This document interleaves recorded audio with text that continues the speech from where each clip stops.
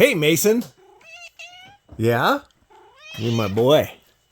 Guess what? We're going to build a house. We're going to build a house. We are going to build a house. I'm flipping around to my camera here. Hi. Oh, aren't you cute? Yeah, you're a good boy. We officially made the application today for the construction loan. And we've paid off our vehicles. We've paid off this place. And now it's time to start a new project. And it's taken all winter. Actually, for 3 years, we've been drawing out houses and floor plans. And we finally got an architect last summer to help us with the project. Mason's very happy because he's going to have more room to roam. Actually, it's been nice in here for him. All the cats have gotten a lot of exercise living in the garage with us. We live nearly in the garage. Most of our stuff's in here. And then there's a guest house attached to the garage that we built. If you've been watching our channel for a while, you'll see that we built a garage with a guest house. And then we moved out of our main house. We moved into the garage here with the cats. The cats have 2 queen-size beds. That's a full impact love right there. Mason, I hate when he brings out his claws though. Yeah, so we are officially getting ready to set a date for breaking ground. I'm going to take you outside. Sorry, Mason, you got to stay in. A little bit earlier, he ran outside, so I chased him back to the house with my drone. And there's Coho. Coho's hanging out under the cupboard. He loves staying under there. And then Coda, yeah, he's probably taking a nap. That's their kingdom back in there. They rule the kingdom with 2 queen-size beds all to themselves because we cannot store queen-size beds on their sides, and we can't put things like boxes on top of the beds. So their source of entertainment is to come in and watch the snowblower drip after we blow the driveway and the water melts. It takes hours. Gives the cats lots of things to do. Let's take a look outside. So, this is our lake place. You've seen this if you've been watching our channel. There used to be a house there, and now it's a concrete pad.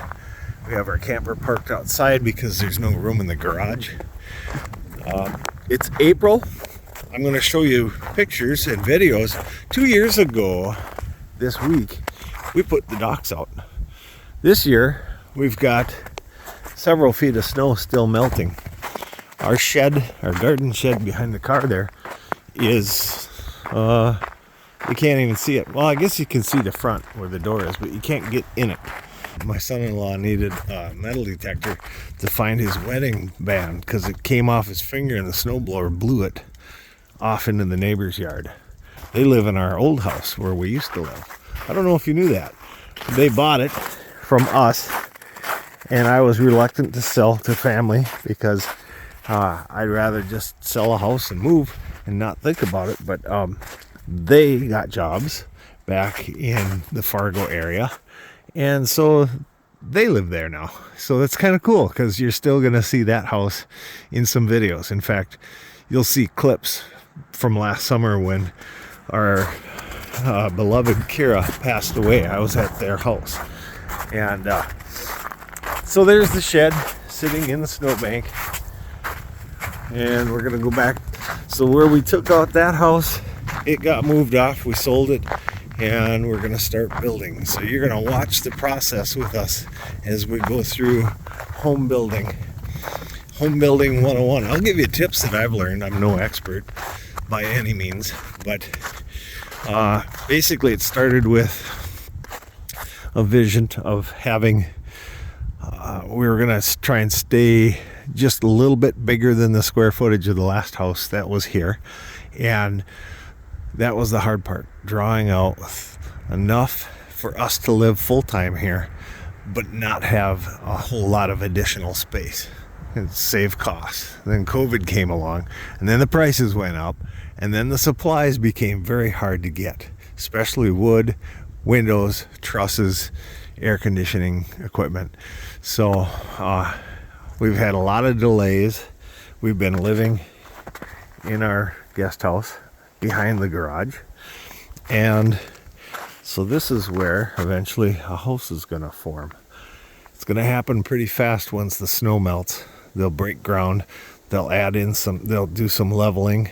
I don't know the terminology, but they're going to grade this and make it ready for the concrete to be poured. Once the concrete's poured, they're going to frame it in. And then from there, they'll build the house. So we got a most excellent house builder. They're the ones that put this up for us. It's not like your traditional house building, so it'll be interesting for you to watch, because you'll find that we basically make a lot of the decisions on materials and floor plan, and then we work with our builder and supplier with the lumberyard to help us decide what materials we're going to use. And we bring in materials from whatever source we want. For instance, Karen has farm sinks in this house. I should show those to you. Hold on. There it is. That's one of the farm sinks. Karen loves to go to garage sales, estate sales, thrift stores, and sometimes antique stores, and acquire things, most of which she sells. She resells vintage items. That's what she's gone into business doing. Her business name is Frosty Vintage Finds.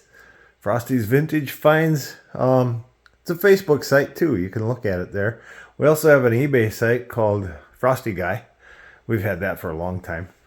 Can you tell we like the Frosty name? Like Frosty Life. There's the dog area out there, and the snow is just melting radically after having storm after storm all winter. But anyway, this is the farm sink. And then we have another one here in the kitchen, which we're just getting ready for dinner. So there's being used. But Karen likes to get things and then set them down and say to our contractor, can you build a cabinet around this? So that's kind of what we're doing with our house without spending a lot of money. We believe in acquiring things, and I wouldn't say for cheap, but I would say we're resourceful in acquiring things as we need. And we're going to use that material to help build a house. And we're going to build it for, it's hard to say it would be less expensive than most homes, but that's only because we live in a region where building a house is reasonable compared to many coastal cities or big cities. Because we live out in the middle of nowhere. We really do. And it's also in the middle of the frozen tundra for now. We do have 4 seasons, which I love. I share that with you guys while you watch our YouTube channel. And you're going to see us go through this experience. Here's a little taste of what we're doing. So here we have one of the samples. We're actually not going to pick that one for the fireplace. But we also have over here by the sunlight, and it looks like a mess, but I've been looking at siding samples. And we're kind of narrowing it down. We have the general idea of what we want to have for siding. We're not hosted yet. Probably won't be, because I don't really seek that. But we're not hosted by or sponsored by any products in this entire build. If we are, I'll let you know. This is one of my favorite features. This is going to be our stair tread. This is birch wood. It's very hard. Great for step treads for our stairway. And it's got tung oil on it. I like natural products as much as possible. And granted, when we do vinyl floor, that won't be as much a natural product. But I'm going to talk you through. I'm probably just going to do different video clips talking about the home building process. I'm no expert, but I'm just going to give my experience in home building and selecting supplies. We don't have a builder who sits us down and tells us what our options are. We like it this way. We have a builder who waits for us to present a list of what we want to do, and he helps guide us through the process in doing so. You may see product names. Well, of course you will. We're building a house. But I'm not sponsored by any of them. I sure wish I was, because I'd like to get some siding on my house paid for by a sponsor, by someone that wants to advertise their material. But that's not the case, because that's not my job. My job is being a pilot, and I'm not a commercial expert or anything. I don't even know what you'd call them. I'm not a marketing technician. I'm not a marketing professional. I'm just a dog owner and a cat owner. I wouldn't even say I own them. They own me. They've selected me. They have adopted me, and I love them. And I share those experiences with you guys. Mason thinks so, right, buddy? Can you believe this boy is about 9 years old? Yeah, I can't believe it. Yeah, he can't believe it either. Coho is about 6, I think. I haven't looked lately. They don't tell me their ages, and we never have birthday cakes, so I don't get a number that tells me each year what age they are. Right, buddy? Yeah, Coho's gaining weight because he doesn't go outside. Mason, he tries to sneak out through the doggy door, so he gets lots of exercise. But we try to keep him in, but that's impossible. But at least now he knows where to come back in. That makes it easy, so he doesn't disappear like we've seen in the past. There you go. So for the next several months, you're going to experience home building with us. Hopefully you enjoy the series. We anticipate lots of questions and lots of advice. We welcome your advice, although we've probably already made most of the decisions on our blueprints. But we hired a land surveyor to make sure we were high enough off the lake to stay out of the water table. We hired an architect to help us finalize the plans that I was trying to draw out, and he helped save us a lot of space. That was worth the money for sure. By far, he saved us a lot of money.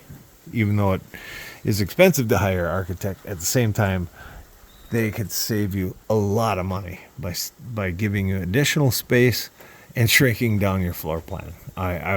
The way I had it drawn out just wasn't making sense. It was close, but still far away. So there you have it. Join Frosty Life as they build a house in the frozen tundra. Ooh.